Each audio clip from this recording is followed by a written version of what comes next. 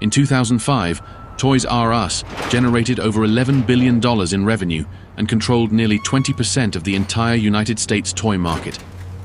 It was an undisputed retail empire, a nostalgic paradise for millions of children, and the place where holiday dreams were made. Yet just 12 years later, the giant was dead, filing for Chapter 11 bankruptcy and liquidating all 700 of its American stores. The story you've been told is that Amazon and online shopping killed the world's biggest toy store. But what if the real killer wasn't a digital rival, but a $6.6 billion wall of debt engineered from the inside?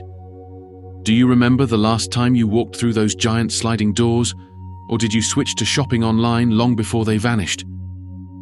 Drop your favorite Toys R Us memory in the comments below and stick around until the end of this video, where we'll reveal the crucial business lessons every consumer and entrepreneur needs to learn from this downfall. In 2005, a trio of private equity giants, Kohlberg Kravis Roberts, Bain Capital, and Vornado Realty Trust, executed a massive leveraged buyout to take Toys R Us private for $6.6 billion. But here is the critical catch. The buyers put up only a fraction of their own cash. Instead, they loaded roughly $5.3 billion of the purchase price directly onto Toys R Us balance sheet as corporate debt. Overnight, the iconic retailer went from being a profitable company with manageable obligations to a corporate entity carrying an overwhelming financial anchor. The brand was suddenly forced to shell out over $400 million every year just to pay off interest charges, rather than reinvesting those funds into modernizing its stores, upgrading point-of-sale technology, or training staff. Have you ever worked for or bought from a company that suddenly changed ownership? Did you notice a drop in quality or service afterward? Let us know in the comments. With over $400 million siphoned off every single year just to service that massive LBO debt, the critical investment required for modern retail vanished. Throughout the late 2000s and early 2010s, competitors like Target and Walmart aggressively updated their inventory systems, while digital rivals streamlined online purchasing. Meanwhile, Toys R Us stores froze in time.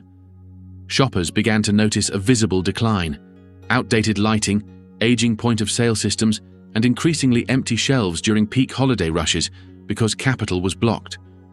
Every single dollar that should have gone toward building a world-class supply chain was instead paid out to bondholders. They weren't just falling behind because they ignored the future, they physically could not afford to invest in it. Have you noticed this same slow, neglected decline in other big box stores lately? Share which brands you think are currently suffering this same fate down in the comments.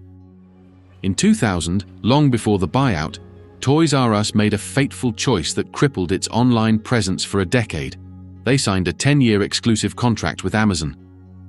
Instead of building their own e-commerce website, they agreed to manage the toy inventory while Amazon handled the site and logistics. It seemed like a genius move at the time, but the deal quickly turned sour. Amazon began allowing competing third-party toy sellers on the platform, diluting the Toys R Us brand. When Toys R Us sued to break the contract, they won, but lost years of crucial e-commerce development time. By the time they launched their own independent site, they were hopelessly behind, and their heavy debt load prevented them from catching up. Did you ever buy toys online in the early 2000s, or were you strictly in-store back then? Tell us in the comments. While Toys R Us struggled under crippling debt and a fractured online strategy, big box retailers saw a massive opportunity to strike. Companies like Walmart and Target did not need their toy aisles to make massive profits. They used toys as a loss leader. They aggressively discounted top-tier holiday items below cost simply to draw parents into the stores, knowing those parents would buy groceries, clothes, and electronics during the same trip. Unable to match these slashed prices due to debt service obligations, Toys R Us lost its price edge. The specialty toy store model was suddenly squeezed from both sides: hyper-convenient online shopping on one end and heavily discounted one-stop big-box stores on the other. Did your family buy holiday toys at dedicated toy stores, or did you end up grabbing them during regular supermarket runs? Drop your experiences down in the comments. By 2014, the financial trap had fully sprung. Toys R Us was generating substantial operating profits, nearly $500 million in EBITDA in good years, which normally would have allowed any retailer to expand, innovate, and thrive. However, virtually every single dollar of that profit was immediately swallowed up by the interest payments on their $5 billion debt stack. Over a 12-year period, the company paid out a staggering $400 million to $500 million annually in pure interest alone. That meant over $5 billion in hard cash vanished into interest fees rather than improving retail technology, matching competitor pricing, or remodeling decaying physical stores. They were essentially running on a treadmill at full speed just to stand in place financially. Have you ever felt like a monthly bill or payment was keeping you from moving forward? Share your thoughts down in the comments below. The catastrophic breaking point arrived during the 2017 holiday shopping season. Desperate to refinance $400 million in debt coming due in early 2018, rumors of impending bankruptcy leaked to the press in September. The reaction was immediate and devastating. Worried they would never get paid, primary toy suppliers demanded cash on delivery before shipping a single popular holiday item. Toys R Us did not have the cash liquid to meet these harsh terms. As a result, right when parents flooded the stores for peak holiday shopping, shelves were shockingly bare of top trending toys. Sales collapsed by nearly 8% in a single quarter. The debt burden had finally stripped away their ability to maintain basic vendor relationships during their most critical sales window of the year. Did you ever notice missing popular toys at big retailers during holiday seasons? Let us know in the comments. In September 2017, Toys R Us officially filed for Chapter 11 bankruptcy protection. Initially, management intended to use court protection to restructure their massive debt load, secure new financing, and keep the majority of their stores open. However, filing for bankruptcy at the start of the holiday season proved fatal. Vendor confidence completely shattered, and suppliers demanded immediate cash up front for deliveries. Instead of stabilizing operations, the bankruptcy filing triggered a downward spiral. Operating cash reserves evaporated rapidly as legal fees, restructuring costs, and supply chain disruptions mounted.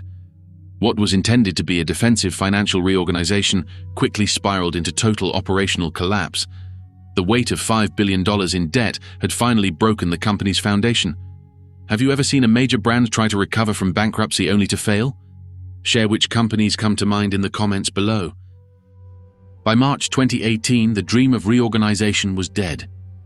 Lenders determined that liquidating every single American store would yield a faster, guaranteed payout than taking a chance on a long-term turnaround plan. Over 30,000 workers lost their jobs almost overnight as 700 stores launched massive liquidation sales. For millions of loyal customers, watching empty shelves get auctioned off was a heartbreaking end to an iconic childhood brand. Yet, the private equity sponsors and advisors had already extracted tens of millions in administrative, transaction, and advisory fees over the preceding decade. The physical stores were erased, but the debt machine had run its complete course. How did you react when you heard that Toys R Us was closing all of its stores forever? Let us know your thoughts down in the comments below. The demise of Toys R Us wasn't the absolute end of the story, but rather a transformation. In 2021, brand management firm WHP Global acquired controlling interest in Toys R Us.